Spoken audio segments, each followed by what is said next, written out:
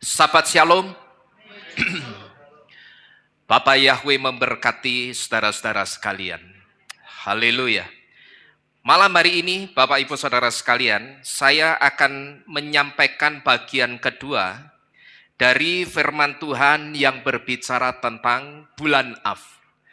Tetapi firman Tuhan yang berbicara tentang bulan Av pada malam hari ini tidak memberitahu kita lagi tentang kita harus berhati-hati dengan mulut kita, tetapi malam ini kita harus berhati-hati dengan apa itu? Dengan telinga kita. Nah, saudara-saudara sekalian, rupanya pesan bulan Av untuk kita itu tidak berhenti di satu pesan bahwa kita harus berhati-hati dengan mulut kita. Tetapi di depan ini, saudara, kita bisa melihat bulan Av itu juga membawa satu pesan lagi, supaya kita juga berhati-hati dengan telinga kita. Hati-hati dengan telinga kita, itu artinya kita harus berhati-hati dengan apa yang kita dengar. Dan melalui bangsa Israel, saudara, kita bisa melihat apapun atau apa saja yang kita dengar, itu sangat besar pengaruhnya untuk kehidupan kita.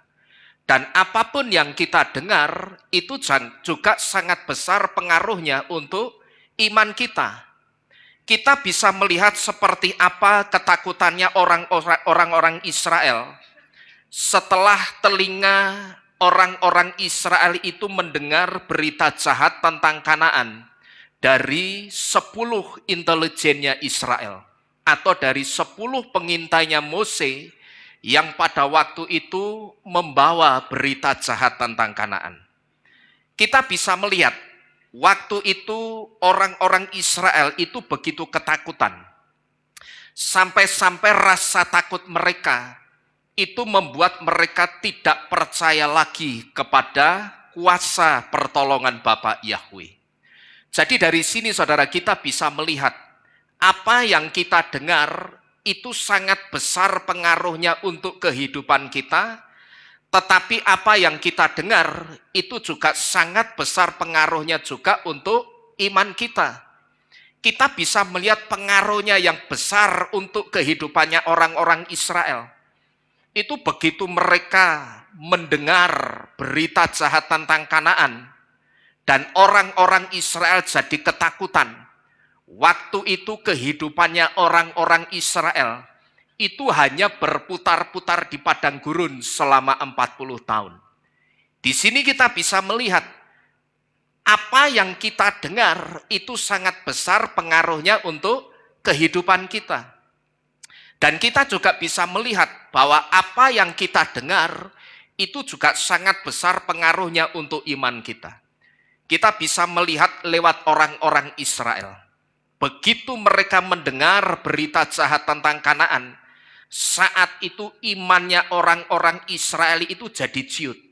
Mereka jadi tidak percaya lagi dengan pertolongannya Bapa Yahweh, saudara-saudara sekalian. Nah, saudara-saudara sekalian, perlu kita ketahui, bulan Av itu adalah bulannya suku Simeon. Nama Simeon itu berasal dari kata Shemiah yang artinya hearing or listening. Hearing or listening itu artinya mendengar atau mendengarkan. Dan kata Shemiah itu dari akar kata syama yang artinya juga mendengarkan.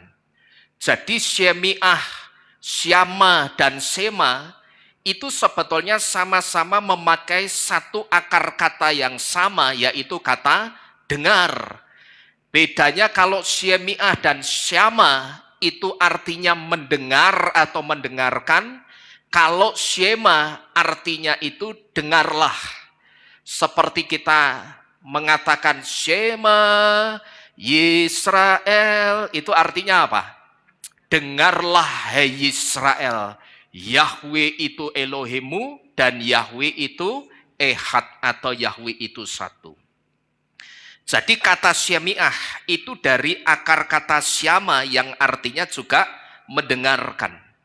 Maka inilah kenapa bulan Av itu juga membawa pesan supaya kita itu berhati-hati dengan satu anggota tubuh kita yang namanya apa ini? Telinga. Karena bulan Av itu bulannya suku Simeon. Dan nama Simeon itu dari kata Syemiah atau dari kata Syama yang artinya mendengarkan. Jadi inilah kenapa bulan Av itu juga membawa pesan supaya kita berhati-hati dengan telinga kita. Nah, lebih dalam lagi saudara, bulan Av itu adalah bulan yang akan menguji telinga kita. Dan bulan Av itu juga bulan yang akan menguji pendengaran kita. Apakah telinga kita itu lebih suka mendengar yang positif, yang membangun, atau justru telinga kita itu lebih suka mendengar yang negatif. Dan biasanya yang negatif itu sifatnya destruktif. Destruktif itu apa? Yang negatif itu biasanya akan merusak saudara-saudara sekalian. Waktu itu saudara, orang-orang Israel itu sebetulnya tidak salah mendengar tentang Kanaan, itu tidak salah. Tetapi mereka saat itu sebetulnya hanya salah merespon apa yang mereka dengar tentang Kanaan. Nah, tetapi respon yang salah ini saudara, ini tidak serta-merta salahnya orang-orang Israel. Tetapi respon yang salah yang namanya ketakutan ini sebetulnya salahnya 10 pengintai yang pada waktu itu 10 pengintai Israel itu menakut-nakuti orang-orang Israel. Apa yang didengar orang-orang Israel tentang Kanaan? Sebetulnya apa yang mereka dengar itu kondisi atau keadaan Kanaan yang sesungguhnya. Yang dikatakan di Kanaan itu orangnya tinggi-tinggi dan besar-besar. Sehingga kalau kita masuk ke Kanaan, mereka itu seperti raksasa-raksasa. Dan kalau kita masuk ke Kanaan, kamu tahu enggak? Kita itu cuman seperti belalang di mata orang-orang Kanaan. Sebetulnya apa yang mereka dengar tentang Kanaan itu betul atau itu kondisi sesungguhnya atau keadaan sesungguhnya tentang Kanaan. Orangnya tinggi-tinggi dan besar-besar seperti raksasa itu betul. Dan karena pada waktu itu di Kanaan itu sedang terjadi bencana kelaparan yang hebat, maka waktu itu saudara, orang-orang Kanaan itu tidak saling memperdulikan satu sama lainnya. Yang kemudian orang-orang Kanaan yang tidak peduli satu sama lainnya ini disebut dengan orang-orang Kanaan itu makan orang. Jadi yang dimaksud orang-orang Kanaan makan orang, itu karena pada waktu itu Kanaan itu sedang dilanda satu bencana kelaparan yang sangat hebat. Nah, waktu itu semua orang-orang Kanaan mereka itu butuh makanan dan mereka juga butuh air untuk minum. Sehingga pada waktu itu mereka saling berebut.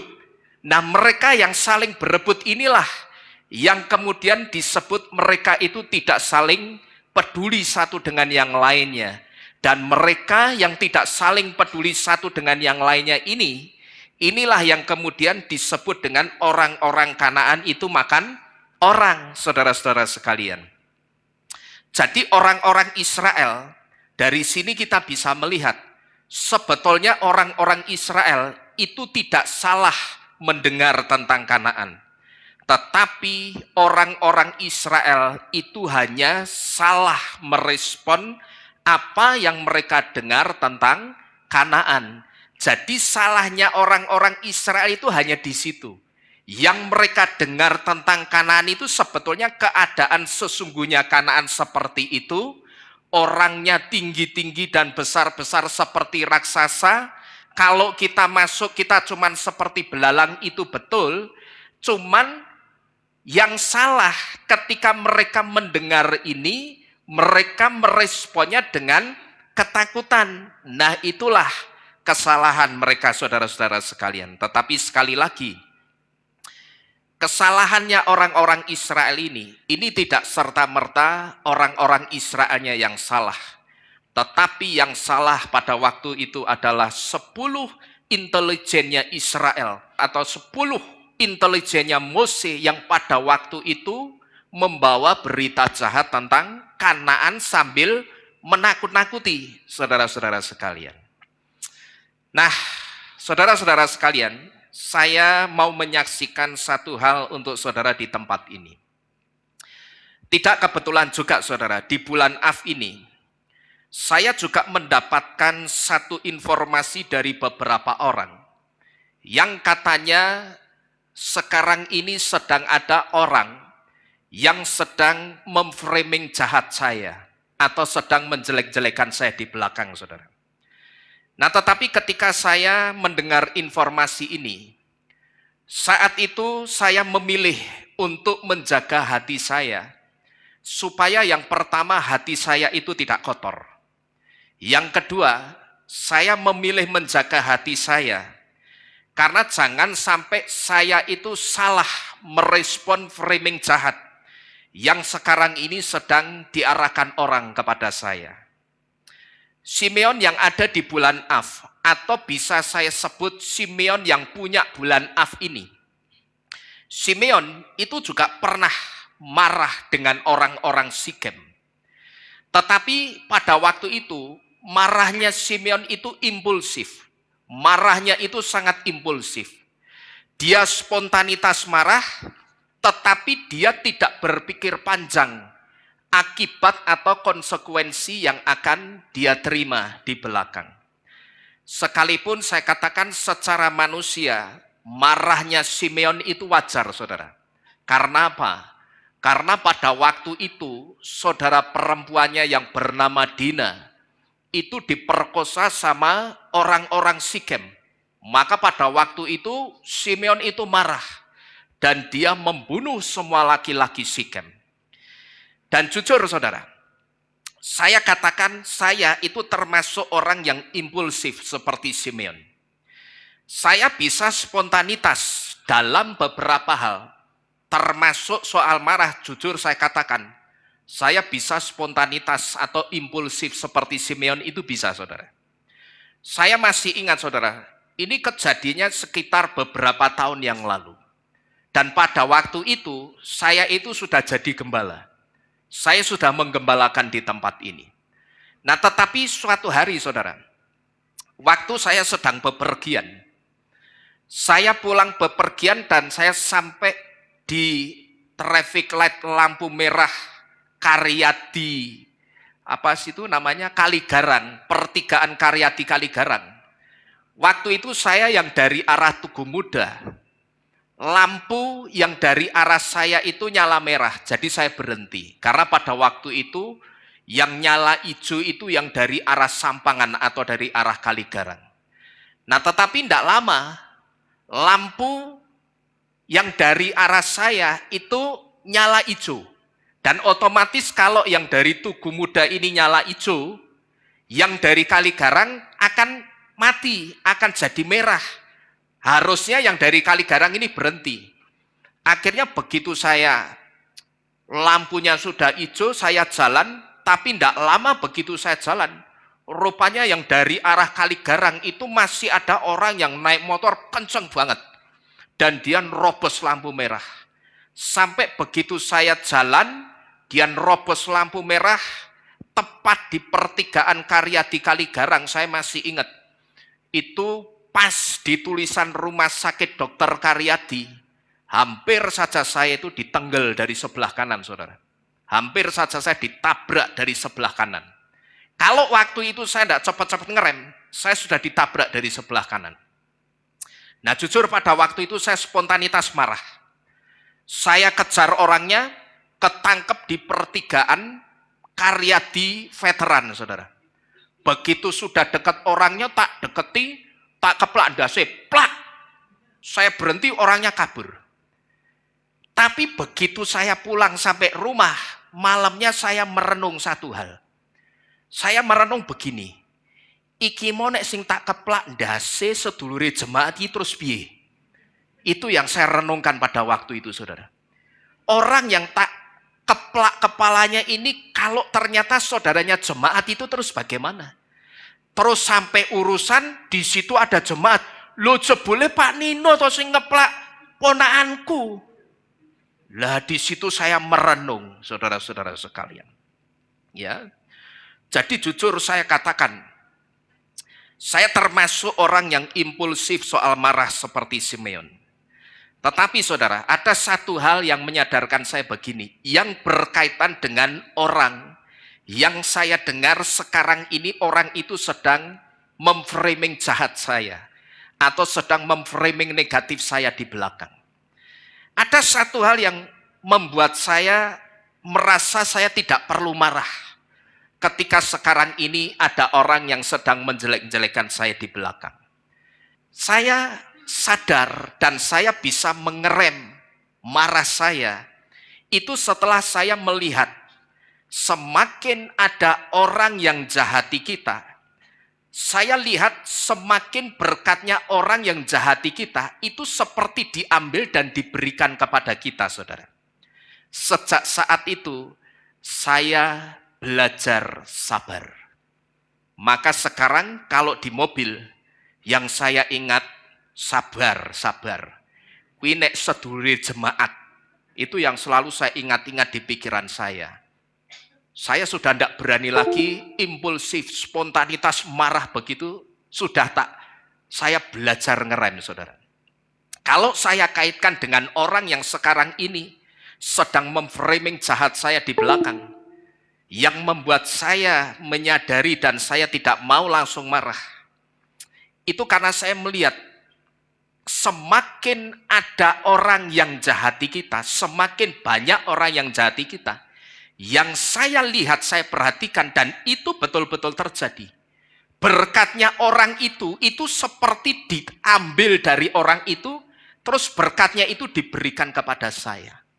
Jadi semakin banyak orang yang jahati kita, percayalah yang terjadi itu, berkatnya orang itu akan diambil dan diberikan kepada saudara juga.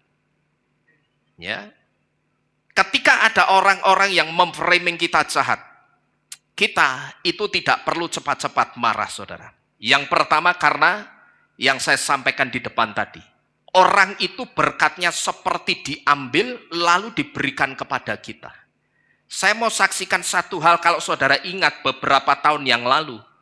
Ketika saya difitnah, saya main perempuan sama orang yang ada di Amerika sana. Pada waktu itu ketika saya memilih diam, saudara tahu yang terjadi apa? Waktu itu orangnya dipermalukan dengan statementnya sendiri, tapi di waktu yang bersamaan, saya dan Kehilat ini, kita itu dapat berkat besar, saudara. Yang pertama, Kehilat ini dapat berkat apa pada waktu itu, saudara ingat tak? Kita dapat berkat genset, saudara. Yang kedua, saya pribadi itu juga dapat berkat besar. Saya ingat pada waktu itu, saya kalau bikin video pengajaran setelah disampaikan begini, itu bisa berminggu-minggu. Karena pada waktu itu komputer saya, itu komputer kuno, komputer gedok itu loh, yang cuman Core i3. Jadi kalau sudah bikin video dan komputernya ngadat, saya bisa ndak bikin video itu berminggu-minggu, dan ndak upload video ke YouTube berminggu-minggu. Tetapi pada waktu itu, pada saat ada orang yang justru fitnah saya main perempuan, Bapak Yahweh itu rupanya tidak terima. Dia justru kirim berkat kepada saya, dan juga berkat untuk tempat ini. Jadi saudara-saudara sekalian, dari sini kita belajar, kalau ada orang yang memframing kita jahat, atau orang yang menjelek-jelekan kita di belakang, jangan cepat marah, dan tidak usah kita cepat marah. Yang pertama karena itu tadi, saudara percaya atau tidak, berkatnya orang yang jahati saudara, itu akan diambil dan diberikan kepada saudara. Lalu yang kedua, kenapa kita tidak perlu cepat-cepat marah? Karena di waktu-waktu mendekati kedatangan Yesus sekarang ini, sekarang ini bukan waktunya untuk kita itu mendengarkan orang-orang yang mulutnya julid. Dan juga bukan sekarang ini waktunya untuk kita mendengarkan orang-orang yang mulutnya lason hara. Bukan, saudara. Tetapi waktu ini, saudara, perhatikan baik-baik. Waktu-waktu ini adalah waktu untuk kita dengar-dengaran tanda-tanda zaman. Karena kedatangan Yesua itu sudah tidak lama lagi. Perhatikan ini baik-baik. Waktu-waktu ini, sekarang ini bukan waktunya untuk kita mendengarkan omongan orang-orang yang mulutnya suka julid. Dan orang-orang yang mulutnya suka lason hara. Itu sudah bukan waktunya untuk kita dengarkan lagi, saudara. Dan bukan waktunya juga untuk kita nanggepi orang-orang yang model begini. Itu sudah bukan waktunya lagi. Karena sekarang ini, saudara, perhatikan baik-baik. Ini betul-betul satu waktu yang terakhir untuk kita dengar-dengaran tanda-tanda zaman, karena kedatangan Yesua itu sudah tidak lama lagi. Kitab suci itu sudah memberitahu kita dengan jelas soal kemunculan orang-orang yang semakin jahat mendekati waktu kedatangan Yesua ini. Kitab suci itu memberitahu kita dengan jelas bahwa di waktu-waktu mendekati kedatangan Yesua, yang sesat itu akan semakin sesat dan yang jahat akan semakin jahat. Sekarang coba saya mau tanya, orang yang mulutnya suka julid dan orang yang mulutnya suka lason hara itu jahat atau baik? Jahat. Wong kata ra dikata lason hara itu saja, ra itu artinya jahat. Jadi lason hara, lason itu artinya lidah, itu artinya lason lidah yang ra atau lidah yang jahat. Jadi kalau yang jahat itu akan dibuat atau diizinkan semakin jahat, yang mulutnya lason hara itu juga akan diizinkan atau dinubuatkan semakin lason hara lagi, saudara-saudara sekalian. Satu hal yang perlu saudara ketahui tentang orang-orang yang seringkali memframing jahat kita atau memframing negatif kita. Atau kalau saya sebut memframing jahat atau negatif itu seringkali menjelek-jelekan kita. Satu hal yang harus kita ketahui tentang orang yang sering memframing jahat kita. Orang yang memframing kita jahat atau orang yang seringkali menjelek-jelekan kita, biasanya, coba saudara perhatikan ini, sebelumnya itu sudah ada luka hati atau luka batin di dalam diri orang itu. Tetapi luka hati atau luka batinnya itu jauh sebelum ketemu kita. Cuman luka hati atau luka batinnya itu belum sembuh.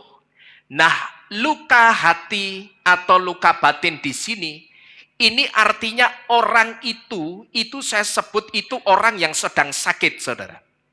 Nah, cuman sayang, ketika orang itu sakit, dia tidak sembuhkan dulu sakitnya, tapi justru dia tularkan sakitnya ke orang lain lewat apanya ini? Lewat lason haranya, saudara-saudara sekalian. Jadi, satu hal yang saudara harus ngerti dari orang-orang yang suka memframing kita jahat, bahwa orang yang suka memframing kita jahat atau menjelek-jelekan kita, biasanya sebelumnya itu sudah ada luka hati atau luka batin di dalam diri orang itu jauh sebelum ketemu kita. Tetapi luka batinnya itu belum sembuh. Nah, luka hati atau luka batin di sini, ini artinya orang itu sebetulnya sedang sakit. Cuman sayang ketika orang itu sedang sakit, sakitnya itu bukannya disembuhkan dulu, tapi malah ditularkan ke orang lain lewat lason haranya. Saya perhatikan dari dulu, orang-orang yang mulutnya lason hara, di dalam dirinya itu pasti ada luka hati atau ada luka batin yang belum sembuh. Yang paling sering saya lihat, itu luka hati atau luka batin karena penolakan dan karena perlakuan yang tidak baik yang datang dari keluarganya.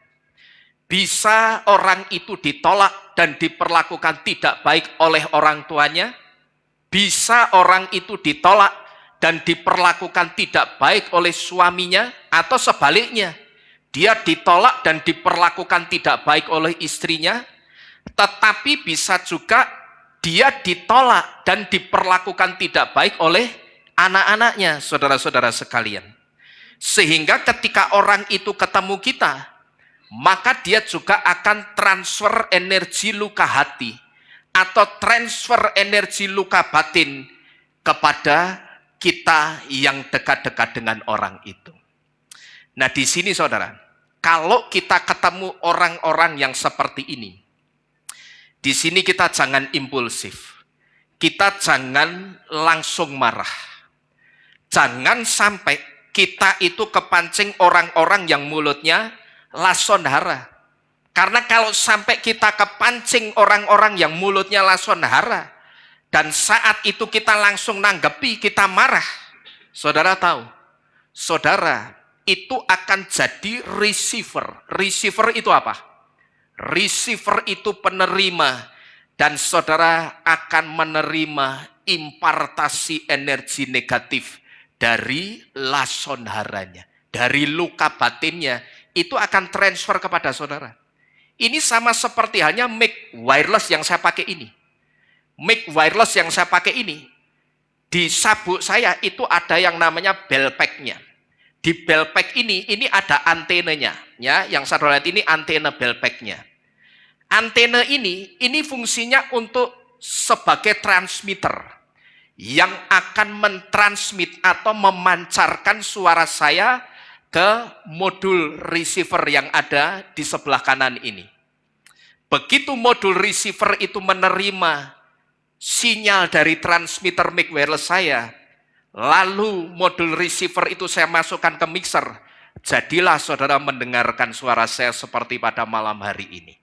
Di modul receiver itu ada antenanya juga, yang akan menerima omongan saya yang ditransmit dari transmitter ini, saudara.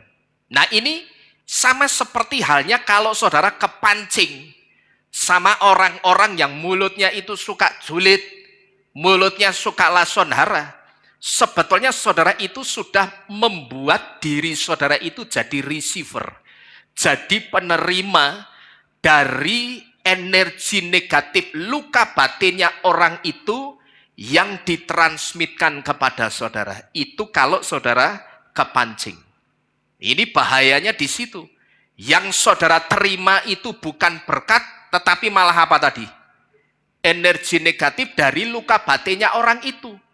Karena saya bisa memastikan, orang yang suka menjelek-jelekan orang, itu pasti ada luka batin atau luka hati yang belum sembuh. Tetapi luka itu terlukanya itu jauh sebelum ketemu kita. Gitu loh, jauh sebelum ketemu kita. Cuman begitu ketemu kita, delalai pas orangnya seperti itu, mentransferkan luka batin atau luka hatinya. Nah, di sini saudara jangan bersikap impulsif. Jangan saudara cepat marah kalau ketemu orang-orang yang seperti ini. Karena begitu saudara menanggapi dengan marah, saudara di framing jahat, saudara dijelek-jelekan, saudara ngamuk langsung tidak terima. Saat itu juga saudara itu sudah pasang antena receiver tinggi-tinggi. Kesini, energi negatif masuk dalam kehidupanku. Enak atau tidak kira-kira saudara? Tidak enak. Energi negatif itu biasanya tadi akan apa sifatnya? Destruktif atau menghancurkan atau merusak. Maka kalau saudara perhatikan, coba saudara kumpuli orang-orang yang energinya negatif, orang-orang yang suka lason hara, suka ngerasani orang mulutnya suka julid. Coba saudara kumpuli tidak selama seminggu saja orang itu. Nanti lama-lama saudara akan capek. Otak saudara itu akan capek. Dan di situ saudara akan berpikir, kok sekarang aku ini gampang capean ya? Setelah aku dekat dengan orang ini kok gampang capean? Saudara kalau tidak percaya, buktikan saja. Karena apa?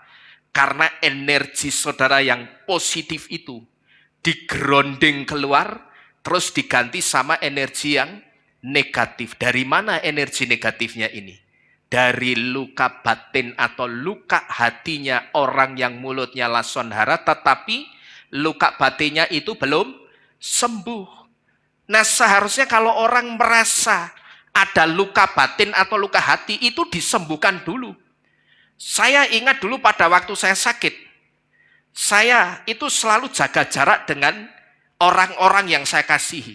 Saya jaga jarak dengan istri saya jaga jarak dengan anak-anak saya. Karena saya tidak mau menularkan sakit saya itu ke orang-orang yang saya kasihi, saudara. Nah, harusnya orang kalau ininya waras, ya kalau otaknya waras, ketika dia sakit, ketika dia punya luka batin atau luka hati yang saya sebut ketika dia sakit, harusnya dia apakan dulu sakitnya itu? Sembuhkan dulu. Jangan malah sakitnya itu ditular-tularkan ke orang lain lewat lidah atau mulut jahatnya. Itu bahaya loh. Dampaknya sangat berbahaya, saudara-saudara sekalian. Dan lebih cilakanya lagi, saudara. Ini kalau cilakanya yang pertama, saudara langsung bersikap impulsif. Begitu saudara dijelek-jelekan, saudara langsung marah. Yang pertama tadi, saudara akan pasang antena receiver, penerima energi negatif tinggi-tinggi. Tapi lebih cilakanya lagi, saudara. Kalau kita bersikap impulsif dan sampai kepancing marah dengan orang-orang yang lason hara, saudara ngerti? Kita itu bisa ketinggalan rapture, ngerti enggak? Bisa ketinggalan apa itu? Pengangkatan. Lah kok bisa? Memangnya karena apa? Karena saat itu ketika kita marah, konsen kita itu bukan ke tanda-tanda zaman yang menandakan waktu kedatangan Yesua, tapi konsen kita terus kemana? Pikiran kita kemana? Kok omongannya orang yang ngomongin kita jahat, menjelek-jelekan kita. Loh, aku itu padahal tidak melakukan itu loh. Kok diomongin terus, kepikiran terus. Ya kan? Saudara marah. Jadi, kalau kita bersikap impulsif dan sampai kepancing marah dengan orang-orang yang mulutnya lason hara, kita itu tidak menutup kemungkinan bisa ketinggalan pengangkatan. Karena apa? Karena saat itu konsen kita itu bukan ke tanda-tanda zaman yang menandakan waktu kedatangan Yesus lagi, tetapi ke orang yang mulutnya lason hara. Nah, saudara perhatikan ini. Pas suara sangkakala Yesus bunyi, kita tidak mendengar suara sangkakala itu. Karena apa, saudara? Karena saat itu telinga kita sedang mendengarkan. Di telinga kita itu terus berdengung atau terngiang kata-kata negatif dari mulutnya orang yang lason hara. Ya toh? Karena yang kita dengar masuk ke telinga kita itu kata-kata negatifnya orang yang mulutnya lason hara. Begitu sangkakalanya Yesus bunyi, kita dengar enggak? Ya enggak dengar, wong kuping kita dipopok sama kata-kata negatifnya. Terngiang yang berdengung terus di telinga kita. Sehingga pada waktu itu sangkakalanya Yesus bunyi, kita enggak dengar. Wong yang ada di telinga itu cuman apa? Amarah kita dengan omongannya orang-orang yang lason hara. Nah, ini sama seperti siapa? Ini sama seperti orang-orang Israel yang pada waktu itu juga gagal masuk ke Kanaan, tetapi hidupnya itu hanya berputar-putar di padang gurun selama berapa itu? 40 tahun. Karena apa? Karena waktu itu telinga mereka itu lebih mendengarkan lason haranya 10 intel. Lason haranya 10 intelijennya Mose itu lebih didengerin. Buktinya apa? Buktinya mereka ketakutan. Ya kan, ketakutan mereka itu kan menjadi satu bukti bahwa yang lebih didengarkan orang-orang Israel saat itu sehingga membuat kehidupannya berputar-putar di padang gurun selama 40 tahun. Karena yang lebih didengarkan itu lason haranya 10 pengintai. Jadi Coba sekarang saya mau tanya, kalau kita sudah ngerti dua dampak buruknya seperti ini ketika mendengarkan dan ketika kita bersikap impulsif, kita bersikap langsung marah dengan orang-orang yang mulutnya lason hara dan menjelek-jelekan kita di belakang. Coba saya mau tanya, kalau kita sudah ngerti dampak buruknya seperti ini, kira-kira perlu direspon atau tidak kalau ada orang yang lason hara, saudara? Tidak perlu. Tidak perlu saudara respon. Coba saudara praktekkan apa yang saya lakukan tadi. Nanti lihat saja. Berkatnya orang yang lason hara itu akan diambil dan diberikan kepada saudara. Saudara percaya atau tidak, saudara buktikan saja. Jadi tidak perlu saudara, karena melalui bulan Av ini kita diberitahu dua hal. Yang pertama, hati-hati dengan mulutmu. Itu sudah diberitahukan kepada kita di firman Tuhan yang berbicara tentang bulan Av 2 minggu yang lalu. Hati-hati dengan mulutmu, apa yang kita ucapkan itulah yang kita ciptakan. Dan sekarang malam ini kita juga diberitahu melalui bulan Av. Hati-hatilah dengan telingamu, karena apa yang kita dengar dan kita respon itu juga yang sedang kita ciptakan. Jadi ucapkan dan dengarlah yang baik, supaya yang baik-baik juga yang akan tercipta di dalam kehidupan kita. Amin. Coba kita buka kitab suci kita. Di dalam kitab Romeim atau kitab Roma 10 ayat yang ke-17. Kita baca bersama-sama saudara. Kitab Romeim atau kitab Roma pasal ke-10 ayat yang ke-17. Sudah ketemu semua? Romeim, Roma 10 ayat 17, kita baca bersama-sama. Jadi, iman itu dari pendengaran, dan pendengaran itu melalui firman Elohim. Sekali lagi kita baca. Jadi, iman itu dari pendengaran, dan pendengaran itu melalui firman Elohim. Iman di sini, ini tidak hanya soal firman seperti yang kita dengar pada malam hari ini, saudara. Tetapi iman di sini ini juga segala sesuatu yang kita dengar. Tidak hanya firman yang kita dengar, karena ketika kita hidup sekarang ini, apakah telinga kita cuma dengar firman? Tidak. Tetapi banyak yang kita dengar yang masuk ke telinga kita. Jadi sekali lagi, iman di sini ini tidak hanya soal firman yang kita dengar, tetapi iman di sini ini juga segala sesuatu yang kita dengar juga. Karena apapun yang kita dengar dan masuk dalam pikiran kita, itu bisa jadi iman kita, saudara. Jadi, kalau segala sesuatu itu bisa jadi iman kita, dan bisa kita imani juga, sekarang ucapkanlah dan dengarlah yang baik-baik saja. Supaya yang baik-baik juga itulah yang akan tercipta di dalam kehidupan kita. Amin. Amin. Bapak Yahweh memberkati saudara-saudara sekalian. Kita bersama-sama tunduk di dalam doa. Bapak Ibu Saudara sekalian, kita akan akhiri firman Tuhan pada malam hari ini.